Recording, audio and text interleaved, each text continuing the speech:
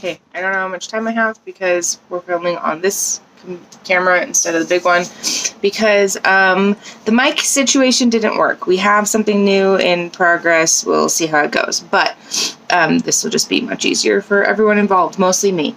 Mostly me. It will be easier for me. So today we're going to talk about how to plot. But something I want to kind of touch on is structure and plotting. If you're going to plot a book, one of the things that is helpful is to have some kind of structure. There is an article that I will stick over here, and I will put the link probably in the comments. I don't think you can do description. I'll try both. We'll see what happens. Put a link to it. It's from Readsy. I used this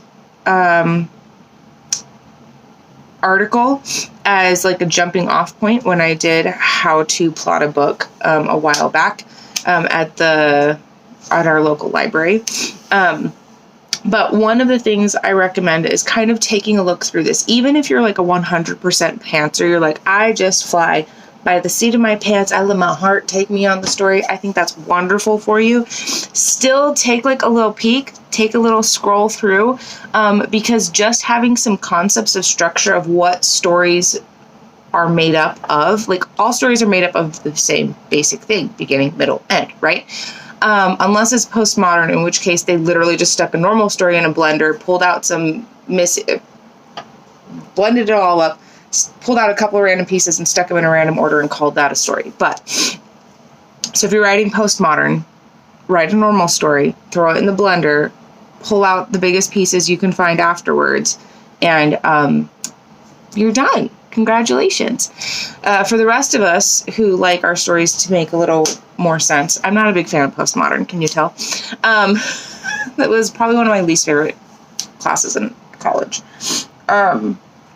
But I recommend taking a look through the list so you can kind of get an idea of different story structures. So technically my story structure is not on this list. This is like, I think it's like the 7. I literally was just looking at it a second ago. You'll be able to see it. But it's like the 7 most common story structures. Maybe it's the 12. I feel like it's 7. I don't know. Whatever. It's a number. And mine doesn't make it on. Mine is considered ring composition. So I'm using, which isn't here. I think it's by my bedside. Anyway, I'm using something called ring composition. That's the structure.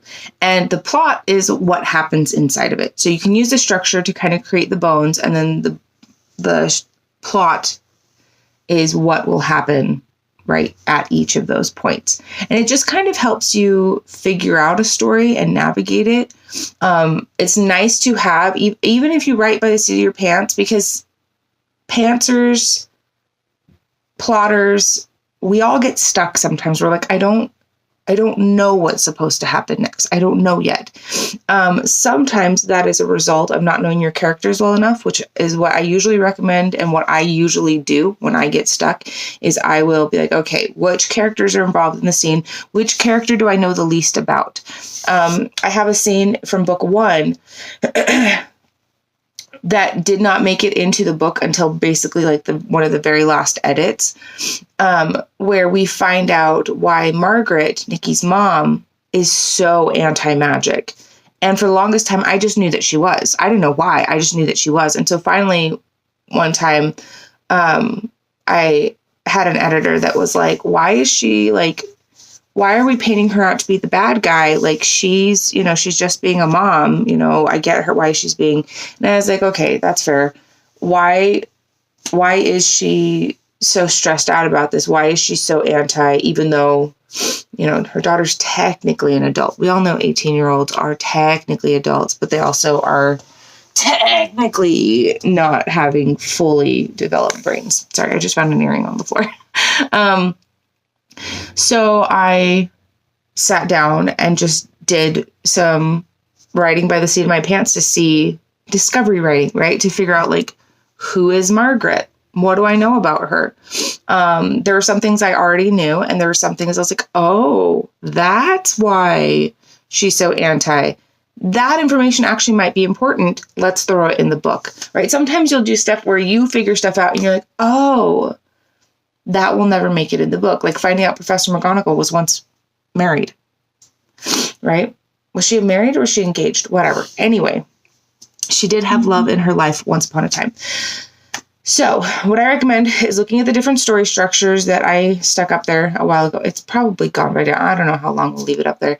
But look at the different story structures, and there will be one that will feel more natural toward your story. And then I recommend following that. And you can always change your mind. You can always change your mind. You can always be like, you know what? I was going to use this structure, but it's feeling really rigid and I'm not really sure like how to make that work. I'm going to switch over to this. And there's some that are like way more rigid and others that are like way more easygoing. Like I think one of them is the 3-act structure. And they're basically like, you have your beginning, you have your middle, you have your end, right?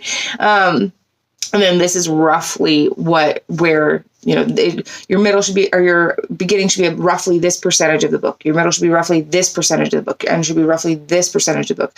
But you can totally play with it. If you are a visual person, like I am, see if there is a wall or something that you can have. I don't have it in here right now, but anyway, I used to have a whiteboard in here, but prior to having access to this wall, I had a whiteboard that I would put sticky notes on or like write. I had dry erase and wet erase. Highly recommend wet erase boards or markers, so I could like write up different things and kind of plot things out and kind of figure things out. Because I'm the person, I need to know my points, and then I pants between points, right? So I know what point A is, I know what point B is. How do we get from point A to point B? We're going to find out when I'm writing it, right? And that's the stuff that usually wiggles around a lot more. Occasionally, I'm trying to do multiple things. Occasionally I will have something where I have to move points around, but for me, I need to have some kind of plot points, which is what these are. These are, so you can see, I've got index cards and then I have sticky notes. So the index cards are, these are the events in the chapter, right? The sticky notes are usually either things that I'm like, oh yeah, this needs to go here.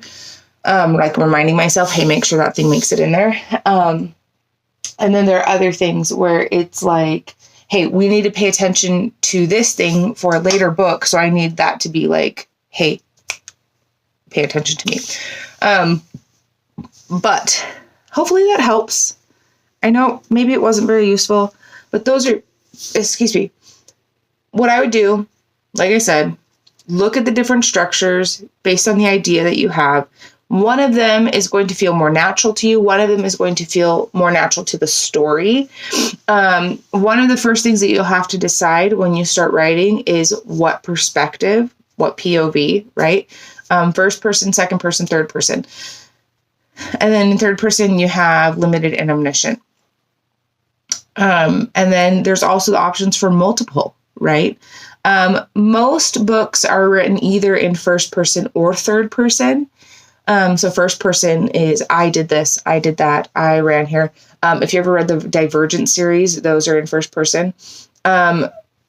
Or they're written in third person, like Harry Potter is written in third person limited. Harry is our narrator. He's a very unreliable narrator, but he is our narrator.